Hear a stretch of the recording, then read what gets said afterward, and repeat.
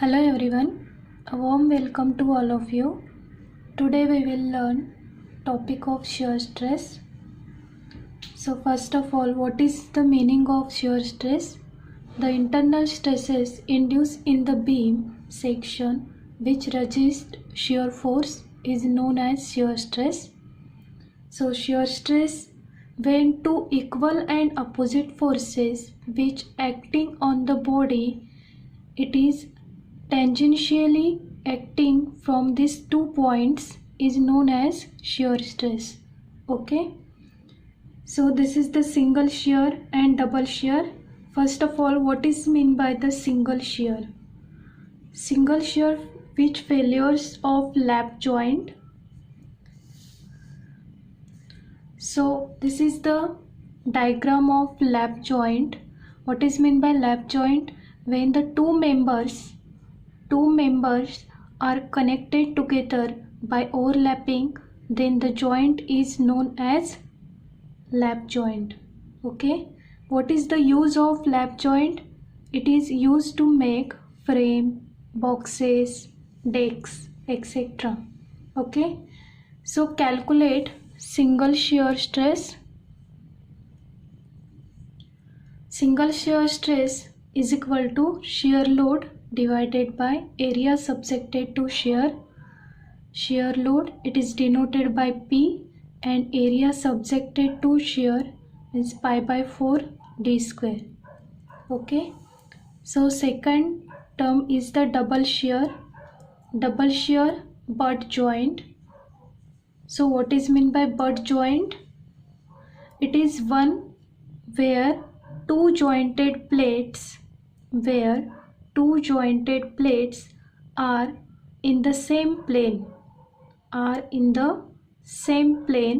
and in any welded structure, and it is used to make frame and carcass construction. Okay, so double shear stress which is calculated by formula P divided by 2 into pi by 4 d square. So next point, we will see the shear stress distribution for rectangular section. This is the rectangular section. Let us consider rectangular section having width B and depth D as shown in figure below. Width B and depth D. Okay, NA represents neutral axis of the beam. NA represents neutral axis of the beam. The distance of extreme layer from neutral axis is d by 2. The distance of the extreme layer from neutral axis is d by 2. Now consider a layer EF at a distance y from the neutral axis.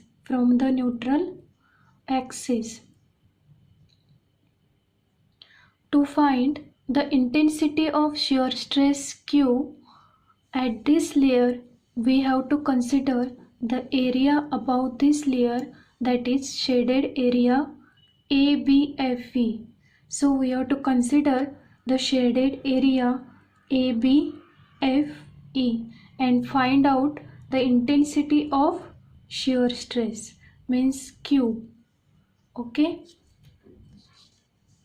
so this is the cross section of the beam and this is the shear stress distribution. First of all, we have to calculate the intensity of shear stress Q. Okay, so first step, distance of center of gravity of this area from the neutral axis. Calculate distance of center of gravity of this area from the neutral axis, means y bar. So y bar is equal to y plus half in bracket d by 2 minus y. So how to calculate y bar? See here, distance of neutral axis from this point, distance of center of gravity to neutral axis means y bar.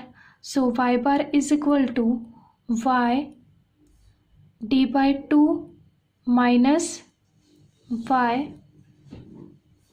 This is the total distance of d by 2 minus y, and this is distance is y. So how to calculate y bar? Y bar is the y plus half d by 2 minus y means this distance. This is the total distance d by 2 minus y. Okay, so this distance is the half into in bracket d by 2 minus y. So half into in bracket d by 2 minus y plus y. This is the y bar. Okay, so y bar is equal to y plus half distance of d in bracket d by 2 minus y. So calculate y plus d by 4 minus multiply 1 by 2 means y by 2. Okay, so y by 2 plus d by 4, y minus y by 2 means y by 2 plus d by 4. Then we get y bar is equal to half common, so y plus d by 2. This is the y bar. We know that shear stress at a distance y from the neutral axis is given by Q is equal to SA y bar divided by IB. This is the shear stress equation. Is equal to, put the values of y bar in this equation, then we get S into, what is the value of area? Area is equal to width B into d by 2 minus y. This is the area of ABFE.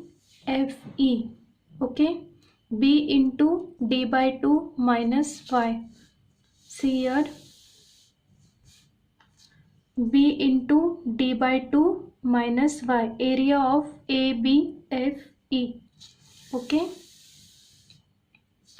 so S into B into d by 2 minus y, put the value of y bar into 1 by 2, this is the y bar, 1 by 2 into in bracket y plus d by 2 divided by IB as it is. So therefore Q is equal to S divided by 2I in bracket d square by 4 minus y square.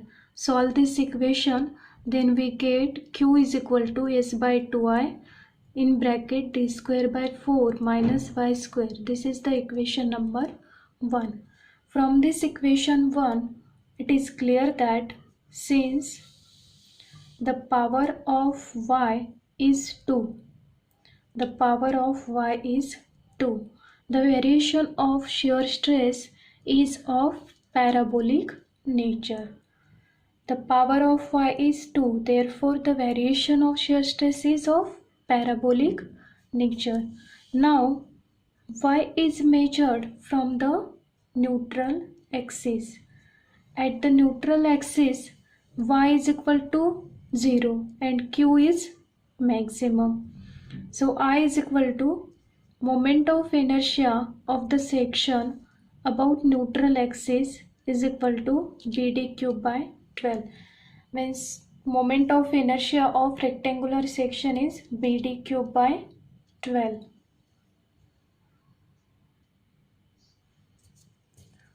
Therefore, from equation 1, we have Q max is equal to S divided by, see here, I is equal to BD cube by 12. So this is the equation number 1. Then Qmax is equal to S divided by, put the value of I in this equation. So S divided by 2 into PdQ by 12. In bracket d square by 4 minus y is equal to, what is the value of y? At the neutral axis y is equal to 0. So is equal to 0 is equal to 3 by 2 S by BD. Solve this equation, then we get 3 by 2 S by BD. But S divided by B into D is equal to, S may indicated that shear force and BD means area, is equal to average shear stress. Okay, this is the equation of average shear stress. Therefore Q maximum is equal to 3 by 2 in bracket Q average means average shear stress. So 3 by 2 is equal means 1.5 into Q average. Therefore for a rectangular section the maximum shear stress is 1.5 times. Okay, for rectangular section the maximum shear stress Q maximum means maximum shear stress is equal to 1.5 times average shear stress at the top and bottom layer. At the top and bottom layer, this is the average shear stress. So y is equal to d by 2. Substituting this value in equation 1, we have y is equal to d by 2. Put the values of y is equal to d by 2 in this equation 1.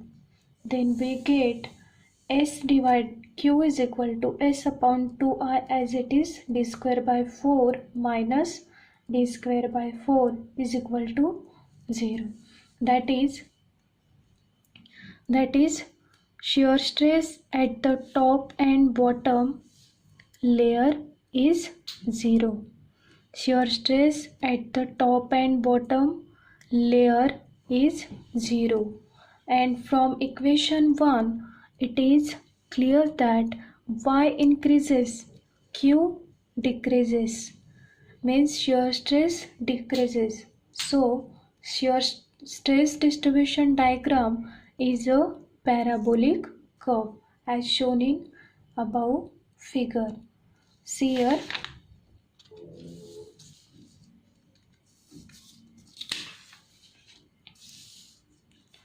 shear stress at top and bottom layer is 0. Shear stress at top and bottom layer is 0. Then next, y increases and Q decreases. Okay, y increases and Q decreases. This is the Q maximum. So Q is equal to final equation S divided by 2I in bracket d square by 4 minus y square. Okay, this is the shear stress distribution diagram. Okay, top and bottom layer,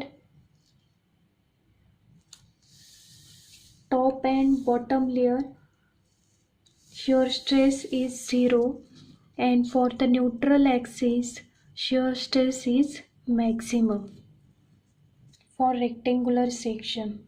Thank you.